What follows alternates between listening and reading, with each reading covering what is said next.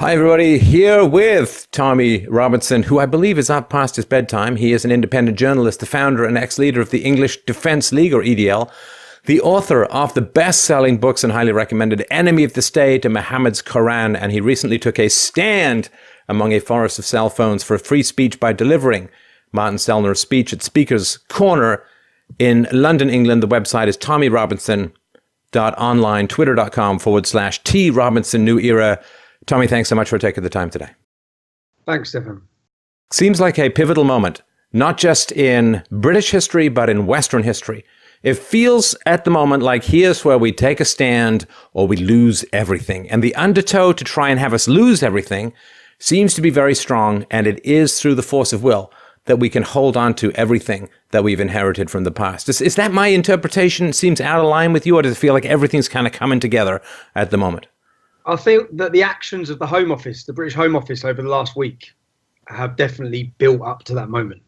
I think that people in this country realised very quickly when we saw Brittany Pettibone, Martin Sellner, then Lauren Southern, and even Lutz Backman on the morning of the demonstration. When we saw innocent people, when we look in our country and we know who's coming into our country, we see it every day. We see cases, whether it be the Parsons Green bomb attack this year, refugees, all these people who are coming in who are known for extremism. We literally have people, we have 1,000 jihadi brides on their way back to this country. We see all of these things, and then we see who our government was making the stand against, who they were quick to hold, detain, and not just prevent coming into our country, but the actions to Martin Sellner and Brittany Pettibone, to punish them for 3 days in a detention centre, to put their lives in danger. These actions it made the British public come very aware. And I don't think I was really aware the feeling until I got to Speaker's Corner. And then the history of Speaker's Corner and all of it built up for that moment. And I wasn't sure what to expect myself. I wasn't really sure what to expect. And yeah, then even taken up in the moment of it all to understand how big it was or what was happening until I could get back afterwards. It's like whenever I give a speech, whenever I do an interview, until I watch it back to really work out and look at from all sides how it played out. It's only then that I realised what a success the day was, what a stand it was, and also the feeling amongst the British people that everyone feels that it wasn't just about this week. People have felt for years that our rights, our freedoms, our ability to talk, our ability to criticise, with all the new hate speech laws, everyone feels gagged, everyone feels silenced. And this was a moment where everyone was coming out and saying enough is enough and no more. We will speak, we will criticise. And Speaker's Corner would be the pivotal point for that. Well, what happened with Lauren and Martin and Brittany was truly astounding to me in how much it illuminated who's welcome and who's not welcome in the country, because you've got returning jihadis taking up residence and being well funded by the UK government. You have radicals and extremists of every kind pouring in. Nothing is done to stop them. And here you have peaceful people who wish to share a message of freedom and tradition and responsibility and European glory, and they're not allowed in. So they can have closed borders, just not to people from the European, but only to people from the European tradition. And I think that was kind of a really incandescent light bulb in people's minds, just to wake them up to where things stand. You can have open borders if you're an extremist, but if you're not an extremist, you can't come in. And that, to me, was a powerful moment. Huge, because you are right. When you look at even one of the terrorist attacks, the London Bridge attack last year, that man had tried to join ISIS. He was an Italian. He was of Moroccan descent living in Italy. He tried to go and fight for ISIS. He was stopped. Italy then made all European countries aware of who he was. He then flies into our country unchallenged, unstopped. It's not like there's one example of this. There's literally hundreds, if not thousands of examples over the last few years of Muslim radicals and extremists who have not been prevented and not been stopped. We've got one man touring British mosques now who's actually banned from preaching in Pakistan. He's that extreme. And he's touring our mosques. So yes, it was a light bulb moment for many people to see, whoa, look who they're stopping. And look how secure they can be and how quick they can be to not allow certain people in. And the reality for everyone is, and everyone realises, that we have this privileged minority in our country, a special minority, who can't be criticised, who cannot be upset. 'Cause that's all this was about. That's all this was about, was the fact that if Brittany or Martin Selner come in, it could upset the Islamic community. That's it. And when you see that we have certain politicians in Scotland as well, I'm in Scotland now, we have certain politicians in Scotland, we have certain campaigns, massive campaigns in this country, to bring back some of the young girls that they say were groomed. They say some of the girls that went out to fight for ISIS, some of the young British Muslim girls who went to join ISIS. There's campaigns to have them brought back, massive campaigns. People all openly supporting it. And when these three people were stopped, or 4 people were stopped, really it's only been, I haven't seen not one single MP speak up, not one, speak up and speak out for the people who felt that they should have been allowed in. And I think that it shows a worrying start. If this is what they're going to do now, because anyone in this country seen what they've done to try to do to silence me, if they're going to do this now, and now they're going to detain journalists who they disagree with their views, then it's a scary path we're heading down as a country. Well, it's a very certain path where it ends up, because to me, the calculation on the part of the government is quite clear, that they're not going to get much trouble from the white Christians, but they might get trouble from the Islamic extremists. And so it is simply a matter of an amoral calculation of costs and benefits. And to me, this recognition of this basic fact means that, okay, it's the old saying, the squeaky wheel gets the grease. Who gets appeased? Well, the group that people are most frightened of. What that does is it encourages people to escalate aggression, attacks, threats, violence, and so on, because that has been clearly signaled by the state. This is how you get your way. This is how you get us to bend to your will. And that lesson is not going to be, it's not just going to be confined to one group over time.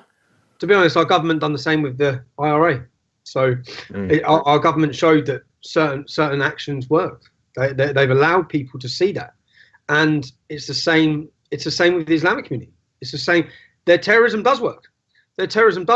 Our government are coward, and they're afraid, and they bend to everything and anything that they demand. And people have seen that this week. And that's one good thing. I know Martin Selner said that. This has completely exposed your government. And what gets me, Stefan, is that they don't care. They don't care. It's like when the police would make a decision against me, and I think, what, you're actually going to do this, and everyone's going to see you do it, and you don't care that everyone can blatantly see the persecution you're doing. They have not cared at all making these decisions, even though the whole world, look, as far from Canada to America, have watched on Britain this week and felt ashamed and disgusted and alarmed at the levels they're going to prevent people coming in who talk about Islam. Not a single care. Not a single care. There's not one bit of worry from the government, so long as the Muslim community are not going to want to blow things up and attack people. But that doesn't change, because they still do. They still will, and it just delays their process. Well, and delay, of course, as we know from demographics, might be the entire end game as far as things go at the moment. And this strikes me as well. You know, the America and Great Britain, of course, have the special relationship, defeated fascists and totalitarians in 2 world wars. And now, of course, if Donald Trump wants to try and get into London, he's going to have significant problems.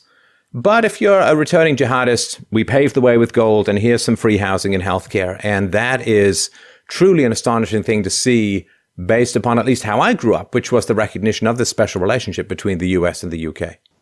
We've just seen the King of Saudi just last week come into our country. As I was in London, as I looked to the right, I saw huge billboards, massive billboards with pictures of him, welcoming him everywhere across our capital city. I saw no protests, no demonstrations. This is a man, and in comparison, this is a royal family who execute people. People are murdered for leaving Islam. The oppression of women, all of these problems that these feminists and these people who scream about Donald Trump should be angry about. And complete silence from our whole government and from our country. He was completely welcomed into our nation. And you're right. And then Donald Trump still has not come to Britain yet, because and at the moment he does, I hope that the British public come out in their hundreds of thousands in support of him, because otherwise it's going to be such an embarrassing moment for this country if we allow the vocal, they're not the majority. The majority of the British public, I'd say, support and love Donald Trump. But what we see is the minority of far left and the vocal media who control everything. You would think that people hate Donald Trump in this country. That's how it would be led to believe, because of the way it's pushed. But they don't. The general public don't. And I hope that just as they come out on Speaker's Corner in a historic day, I hope that if Donald Trump does come to our country, that people line those streets in a massive numbers and massive ways. Yeah. It is a strange turn of events. And where do you think things stand with regards to this endless series of horrors that are coming out in Telford and Rotherham and other places? Telford, of course, in particular, where you have well north of 1,000 young white girls preyed upon by this Pakistani Muslims, a tiny percentage of the population. The vast majority of these kind of pedophile gangs are targeting these white girls. I mean, what is it going to take for people to say, we really need to stop and reassess this process? I mean, how many children are going to be burnt on the altar of political correctness before people start to ask some fundamental questions about what the hell is going on in the country? We held a demonstration there as the English Defence League in Telford over these exact issues 7 years ago. 7 years ago in that exact city. And at that time, we were shouted down again. What will it take? That is the big question. But when you see, and whether you need to really humanise these stories, because I don't think people reading these stories are really putting in to the stories how big this is. For example, if you stop the average British man in the street and you asked him, are you aware that an 11-year-old girl, that an iron rod was heated up with the letter M and it was burned and scalded onto her backside because she was the property of a man called Mohammed at the age of 11 in a city called Oxford, then most people would not be aware of that. If you said, would you be aware that a young girl's tongue was taken to a table and a nail was put through it in one of the sessions where she was being groomed and raped by gangs of men? Most people would not be aware of that. If you asked, would you be aware that there was a 12-year-old girl in a room as 50 Muslim men queued outside the door, one by one, to come in the whole of that night and gang rape her? Most men would not be aware of the details of these stories. So people say, oh, Rotherham. Yes, we know girls got raped. People say Telford. I think they really need to, every British member of the British public should be fully aware of the details of what's happened to these children, because the sadistic nature, this wasn't about men pleasing their sexual desires. This was about absolutely taking those children and destroying them, and sadistically destroying them as a weapon of war. When you read into the details, this was not a gang rape. This was actually done to destroy the children. I spoke this week to a father whose daughter was 12 years old, who has been gang raped as well in another city called Bury. They took her into the park at the age of 12. Picture this. If you've got a daughter, or anyone's got a daughter, a 12-year-old daughter, they took her, they gang raped her, then they poured a canister of petrol over her entire body while she's naked in a park to scare the living hell out of her as a child. So people really need to really look and read into the stories, and not just the stories, but then understand the lengths that the government and the police went to facilitate and accommodate all of this. Now, there's 10 people who refused a public inquiry. So there were calls for a public inquiry into Telford a number of years ago, and there's 10 people, all part of the Labour Party, all hiding and covering their own backsides, who refused a public inquiry, who went and I said, the next thing I want to do is find these 10 people. Find these 10 people, make them famous, put a camera in their face and say, these are the people that are hiding it. These are the people that still today, Stefan, when you read the crimes of what's happened to our country and our children, and you understand that not one single person in position of power, not one police officer, not one council worker, social worker, not one person who allowed and facilitated all of this to happen, not one of them has been brought to justice. No one has faced criminal charges. Even the people who resigned have resigned with full pensions. So the message has not been sent out at all. because every single police officer, I think there's 43 police officers that were investigated in just Rotherham. Every police officer, every council worker, all of them that knew this was happening must be imprisoned, must lose pensions, all of them, to send a message out that what they've done is wrong, so that other councils where we know this is still happening across our entire country, so that those countries are too scared to allow it to happen.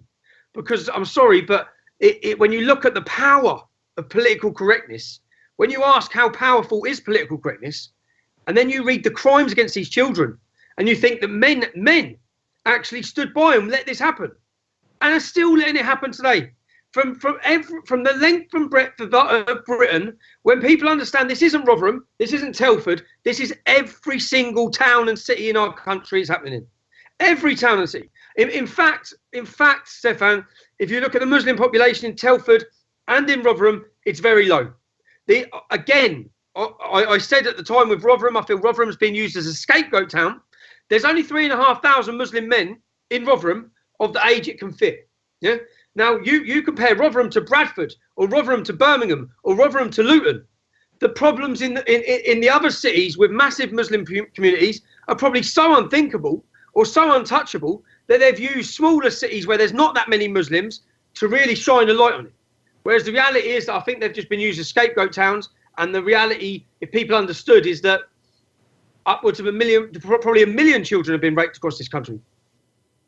Oh, and I recently did a video on this, Tommy, and I was basically asking the question, which is on a lot of people's minds, is where the hell are the parents? Where are the hell are the fathers in particular? And I got stories, of course, and people said to me that they sent me stories where men tracked down their children to where they were being held in these rape houses and these pedophile houses. They call the police come along and arrest the fathers who are trying to save their children. Arrest the fathers and do nothing about the rape gangs. That's actually in the government report. That's actually that case. You see, we spoke about these crimes since 2004 actually, but really since 2009 in a big way. And people thought we were lying. People thought we were exaggerating. People didn't believe us. When we said the police do this, the police do that, people didn't believe it. Only now in the J report from Rotherham, we find out that, yes, you're right, two fathers got together. They went to try and get their daughters back who were in houses held by men, and they arrested the fathers. Another case, an 11-year-old girl was in a derelict home, like a derelict property, and there was 5 Muslim men in there, all raping her. The police turned up in the home, in the building. They arrested her for drunk and disorderly. They let the men go on their way. When you understand the lengths that there was one father that I actually met, who's from a city called Blackpool, up in the north of England. Blackpool actually is where 2 young girls have been murdered. The same as Telford, young girls have been murdered. One of the girls, Charlene Downs in Blackpool, was murdered and chopped up as a kebab meat and fed as kebab meat. And the police actually the men got off. The men have not been brought to justice. The men were still running the same takeaway that they done it in. They're just horror stories that people can't understand. And in this town of Blackpool, so the father, I spoke to the father who they took his daughter. And when they took his daughter, the boy who was raping her, the Muslim boy would be raping her, but he'd be ringing the girl's dad. So he has to listen on the phone as the man and his father, him and his dad.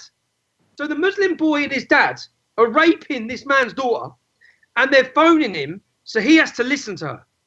This is the lengths of the sickness of it, and the way it's being done and used as a weapon against non-Muslims. If you I've spent time with a Sikh charity called Sikh Awareness Society, who have been battling this since the 1980s. It's always the same. The comments made by the men whilst they're doing it, it's religiously motivated. It's always about the girl being a kafar, a filthy infidel, all the things all the way through this. And still with a Telford case, the Telford case come out in our papers last week. Not one mention of the word Muslim, not one mention of the word Islam. Still, we've had all of these cases, all of the facts, all of the things for people to research and look into to find out that 90% of grooming convictions are Muslim men, that 20% are called Mohammed. All of the facts are there. We've only seen 222 men convicted. 222 men convicted. and 1,400 children raped in one small town.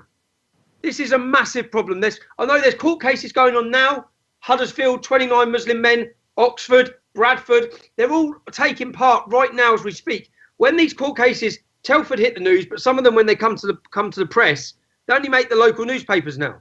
And to say that, yeah, if we reverse the roles, if any other group, if the Chinese, if the Russians were in our country doing this, if any other ethnic group or religious group were causing this mayhem, this destruction, this rape, this pillaging, if any other group were doing it, then our government would be calling them out, actions would be being taken. But because it's the privileged Islamic community, because it's the one community we're not allowed to talk about, it's being left. So here's another thought experiment for you, Tommy. Imagine if there were 1,000 white men in Saudi Arabia who were responsible for the rape of countless numbers of little Muslim girls in Saudi Arabia. How do you think the Saudi government would treat those white men? The way they should be treated. That's the problem. They treat them the way they should be treated. When we have this one section of our country, this one community, and if you look at it's again, Stefan, if you look at the numbers and you go through Rotherham and you go through the detailed reports and you listen to the girls say how many men raped them on how many nights, and then you look at the demographic and you see that, well, there's only 3,500 Muslim men in this town. How many of them were involved? How many men were? It no longer the little threshold, that the little argument that it's a small minority. No, it doesn't weigh anymore. That does not weigh anymore when you've got girls saying that they were raped by 30 men in one night, and then you start looking at the ages and you've got 1,400 victims, and each victim has been raped by this many men, and then you look and see there's only 3,500 Muslim men in that community, and then we are also aware that all of the members of the community, the mosque leaders, everyone knew it's happening. We see Anne Cryer was an MP for the Dewsbury area. She went to the imams and she begged them. 2010, she begged them to help with this problem. They refused. Even now, after all these problems, we have 2,000 British mosques. Only 500 come out and took part in a scheme to talk about the grooming issues. The other 1,500 didn't. What we also see is who's getting the funding and who's getting the money to tackle this now. Muslim groups. This is where it's just, no matter what they do, no matter how much terrorism they cause, they benefit. I was talking to a Muslim lady, and bearing in mind I've worked with Sikh Awareness Society, who are a volunteer charity, who have received no government funding, who have relocated, probably upwards of 10 children have been moved out of this country. Some have been taken to Canada. So when the girls are groomed and attacked, this Sikh charity go in. They don't just help. They don't just help Sikh victims. They help all victims. They go in. They know they have to get the girl out of the area. They have safe houses around the country they take them to. Yeah? This is what this charity does. They work tirelessly. I've travelled the country listening to them, meeting victims with them. And then I meet this, I'm taking part in a debate, and I meet this Muslim woman who she says, I do grooming workshops. I said, what do you mean you do grooming workshops? Well, I work with all the taxi companies. So I spend time with the taxi drivers, making sure they're aware of the risks of grooming and what to do in this. I said, all right, so you're a Muslim woman and you run what group? And it's a Muslim group. And who funds that? The government. So the government fund you, the Muslim woman, and your Muslim group to talk about grooming. I said, how many grooming victims do you know or have you met? None. So you haven't even met a victim, but here you are as a company getting so much money plowed into you, of our money again, so you can sit down and tell taxi drivers that it's not good to rape kids. Like, they don't already know that. Like, and then we hear some politicians saying it's the access, because it was taxi drivers because it's easy access. No, because there's not gangs of white taxi drivers in other cities doing this. This is happening because of an ideological belief that you believe, or they believe as a community, that our women are filth, that the legal age for sex is once you start your period. That all of these beliefs, and the reason it's happening is because of your ideological and religious beliefs. That's why this is happening. And all they have to do to justify their actions, all they have to do is accept that we're in a house of war. Because if this is a house of war and we have house of God, all they have to do is that, and then it becomes acceptable, because as we know, Muhammad took sexual slaves across his country, and that's wherever he was, and that's exactly what we're seeing.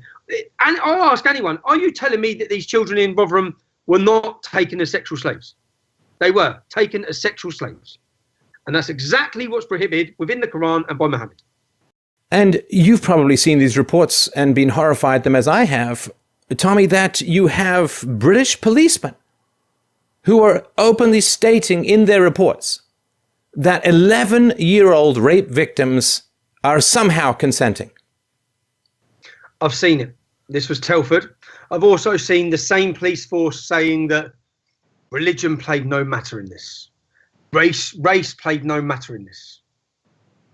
Oh, it makes me sick. It's sickening. And then don't you see that police officer there? They're the people that need to be brought to justice. He needs to be locked up indefinitely. He needs to have no pension. He needs to face the consequences for what he's allowed to happen. But none of them have. None of them have.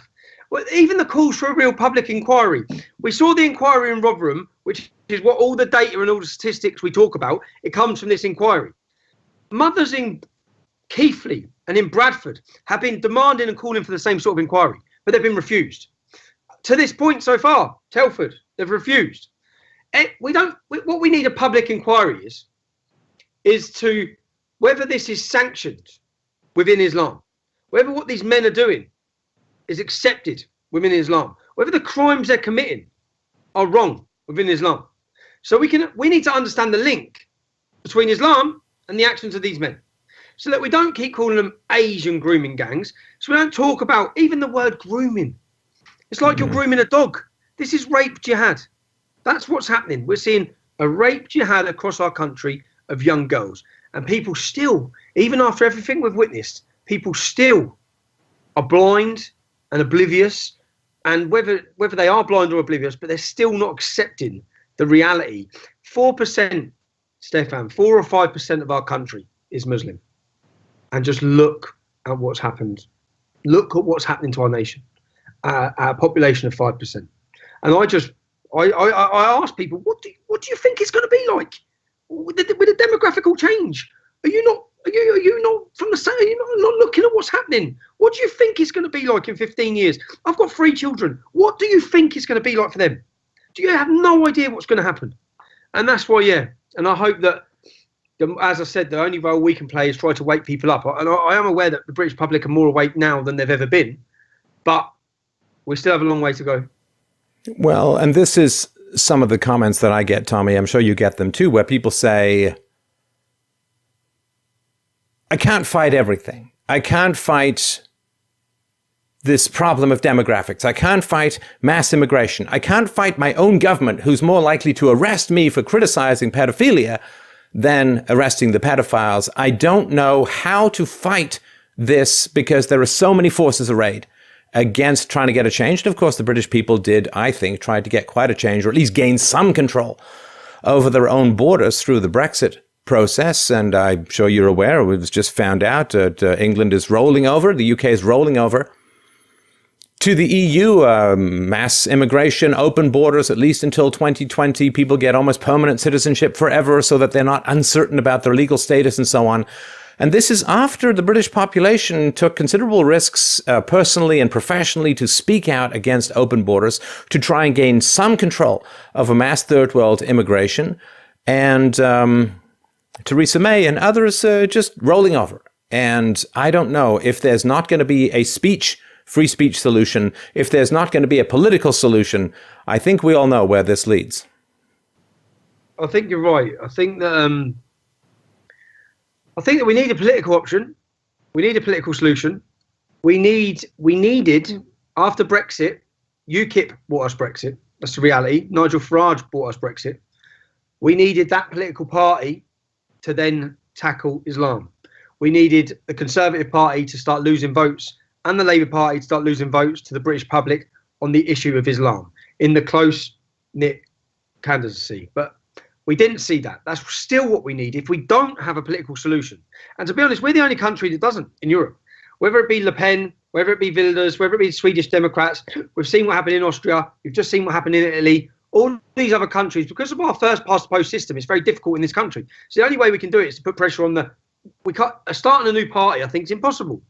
The idea, impossible to get in power. The idea should be to put pressure and take votes from the others so that they shift on where they're at, which they would, because they're such cowards and such. If they saw the swing, and there is a massive swing, and I think that Britain is primed, and I hope that, I don't know if you're aware, Jared Batten has taken leadership of UKIP.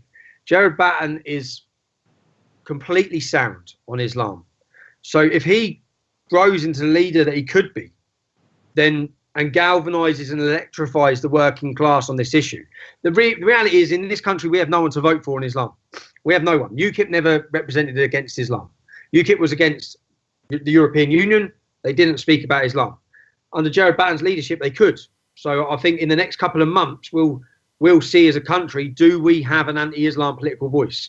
And if we do, then that could be the solution. Without that, I see nothing but heated discussions and anger and frustrations taken to the streets. Oh, it's going to boil over into violence. I mean, there's no doubt about that. And this is why I try to keep these conversational channels open, Tommy. It's why I try to get people to continue to talk about these issues in the UK, because historically, if a people are cornered and brutalized and oppressed and made to feel strangers in their own land, and if their laws get displaced and if their population gets displaced, they do not take it peacefully. And we are, I think, still in the realm of peaceful, relatively peaceful political solutions. But I think the time for that is, the clock for that is running down. I agree. I think that this Saturday in Birmingham, Britain's second city, England's second city, I think you'll see tens of thousands of people taken to the streets under the banner of the Football Lads Alliance. This is a growing movement as well. And this is the first time that this movement would have faced opposition or been in a city that has a Muslim population. So time will tell. Time will tell what happens. But yeah, you complete. How much more? I said it after the terrorist attacks. How much more do you think British men will take? How much more does the government think English people will take? When we're seeing our children brutalised and raped, when we're seeing theatres blown up, when we're seeing and when you don't see any light at the end of the tunnel, which is there's none at the minute. The government have made no stops to stop ISIS fighters. They're actually welcoming them back jihadi brides. When we see all of these things, we see that no measures or lengths are being taken or put in to detain 23,000 Muslims on a watch list. But we see lengths are being made to stop and prevent journalists or people coming into our country who want to talk about that. When you see that, that's a dangerous mix. And I always say that if you pull that and you make people feel like there is no solution, then you'll create monsters. And I said this with the Darren Osborne case. I don't know what else they think's going to happen. It's like they're building it up to happen. They're allowing it to happen. Yeah. No, it almost feels like an engineered conflict. When you see the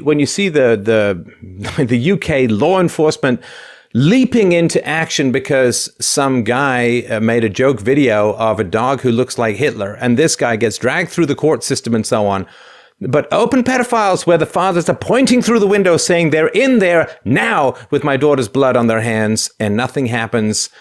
It has become a mix of Kafka, of Dostoevsky, and of Dante's Inferno, that there is a kind of hellscape that is rising in the British landscape as far as I can see it. And those of us, like yourself in particular, of course, Tommy, who are valiantly trying to find verbal free speech, informed solutions, it is almost like you're being pushed aside because they want this kind of battle. It's hard to imagine how they think it's going to occur in any other direction. I agree. And the case you're on about with the dog, that's actually why I'm in Scotland. I don't know if you're aware that he's in court in the morning. It's tomorrow morning, right, Count Dankula? So just help people who are not up to speed on that travesty. So Count Dankula is a man in Scotland who made a comical video. He took his dog, his partner's dog, and he taught her dog while his partner was away. It's a dog that she loves, cute little gorgeous dog. And he taught her dog that if he says gas the Jews, it lifts its paw up. Now, at worst, people would say, and if you watch the video, I don't do any justice there, because if you watch the video, no matter who you are, it's a funny video. Yeah? And it's humour. And whether at worst people could say it's bad taste humour, but a crime to put someone in prison. When we go through, whether it be Monty Python or we look through comedy sketches, or we get comedians who make jokes, whether they be racist jokes or religious jokes, are you going to start imprisoning them?